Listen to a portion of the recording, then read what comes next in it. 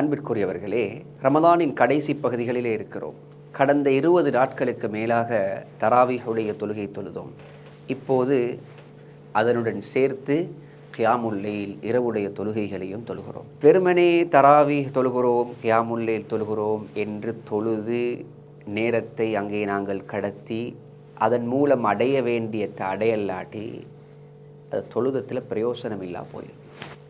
எனவே யாரெல்லாம் மஸ்ஜிதுகளுக்கு சென்று அல்லது வீடுகளிலே இருந்து தராவீஹ் தொழுகிறீங்களோ, விசேஷமாக கியாமுல் லைல் தொழுகிறீங்களோ, இந்த ஹதீஸை மனதில் வைத்து தொழுங்கள். அப்படி நீங்கள் தொழுதால், இந்த ஹதீஸை மனதில் வைத்து நீங்கள் தராவீஹுடைய கியாமுல் லைலுடைய தொழுகைகளை நீங்கள் தொழுதால், தொழுது முடியும் போது அதை நீங்கள் உணர்வீர்கள்.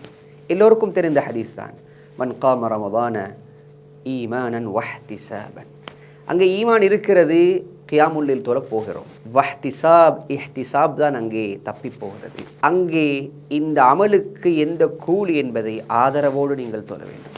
தராவீஹ் தக்பீர் கட்டும் போதும் சரி, கியாமுல் லைலுக்காக வீட்டிலிருந்து தயாராகி போகும்போதும் சரி, தக்பீர் கட்டும் போதும் சரி, கடைசி ரக்காத்தில் சலாம் கொடுக்கும் போதும் சரி, மனதால் நினைத்து கொள்ளுங்கள், இந்த தொழுகை என்னுடைய பாவங்களை சுட்டெரித்திருக்கும். இந்த தொழுகை எனக்கு வாக்களிக்கப்பட்டது, இந்த பாவங்களை ஃபுல்லாக மன்னிச்சிருக்கும். நான் கொஞ்சம் பியோராகி போகிறேன், நான் இன்றைக்கு கியாமுல் லைல் தொழுதுட்டு போகிறேன், என் பாவங்கள் மலை போல் இருந்தது, அதில் ஒரு பகுதி கழிந்திருக்கிறது. இப்படி தொழுது முடியும் போது அந்த தொழுத களைப்பு இருக்கக்கூடாது. பாவங்கள் மன்னிக்கப்பட்ட ஒரு விதமான உற்சாகம், அந்த ரிஃப்ரெஷ் இருக்கும். அப்போதுதான் நான் சரியாக தொழுதிருக்கிறேன் என்று அர்த்தம். அப்படி இல்லை என்றால் வேறு வேறு சிந்தனைகள் தான் நாங்கள் தொழுகிறோம்.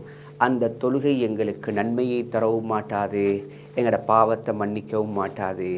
அதே தொழுகை எங்களை நரகத்தில் கொண்டு போய் சேர்க்கும். இந்த தொழுகை என்பது மிக பிரதானமானது, அவதானிக்க வேண்டியது. இந்த உணர்வுகளோடு தொழுவோம்.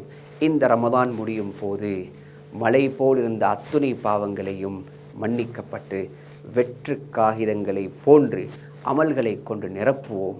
இந்த ரமதான் எனக்கும் உங்களுக்கும் ஒரு மிகப்பெரிய வாழ்க்கை மாற்றத்துக்குரியதாக அல்லாஹ் ஆக்கி வைப்பான்.